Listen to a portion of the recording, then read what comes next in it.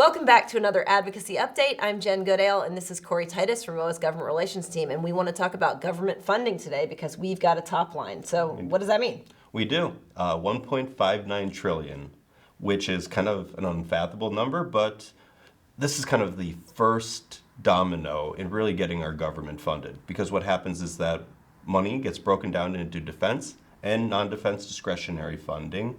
And from there, it's going to be broken down between the 12 different funding bills, which should go through the House and Senate and ultimately get signed in the White House to fund our government. So we've got a top line, and that made all the news, but why does MOAA care about this? Because that's the first agreement that needs to happen between both parties into actually getting funding bills passed. Without that, it's impossible to do the rest of the process. And the funding bills tie into the National Defense Authorization Act, which we've talked about many times before this, because without the funding bills, we can't actually authorize new programs and we can't start new projects and things like that. Right, the programs are authorized, but there's no money behind it, which is the critical piece.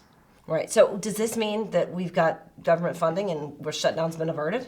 No, that's just, we're not quite easy, there, right. There are several steps that need to continue, and we're working on a very tight deadline for them. So once I said, we break down into the two different bins of defense and non-defense, and then you have those 12 bills, and the top, or the funding levels for each of those still need to be worked out.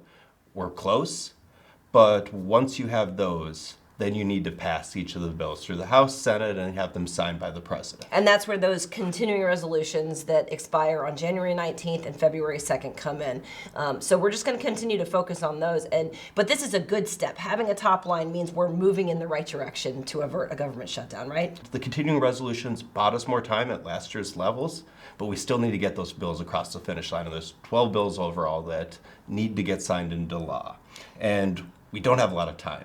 Is there anything our MOAA members can do? Yeah, what we need to do is make sure that we keep the pressure on Congress, let them know how critical this is for our community, and let your voice be heard. We've laid the groundwork, but we need our whole community's support.